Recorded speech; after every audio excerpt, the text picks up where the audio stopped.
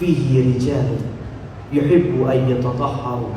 Yang membuat bangsa ini jadi bangsa terlebih bukan karena tempatnya, bukan karena tanahnya, benar kaya alamnya, benar makmur tanahnya, benar kekayaan alam itu ada, tapi fihi rijal, di sana ada orang-orang, di sana ada tokoh-tokoh, yuhibbuna an yatatahharu, yang mana mereka itu senang berbuat hal-hal yang bersih, senang berbuat hal-hal kebaikan, senang berbuat ketaatan.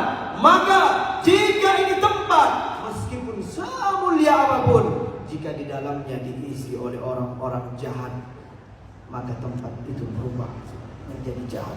Kenapa? Karena tonggak perubahan adalah manusia. Inni ja'ilun fil ardi khalifah, kata Allah. Kalian manusia, kitalah yang menggerakkan perubahan. Jadi maju mundurnya satu tempat, bertahan tidaknya satu tempat adalah tergantung kita isi itu tempat dengan amalan-amalan yang seperti apa. Namun melihat tempat ini yang begitu penuh oleh jamaah Bapak Ibu sekalian, insya Allah Aceh tidak pernah kehilangan generasi emasnya.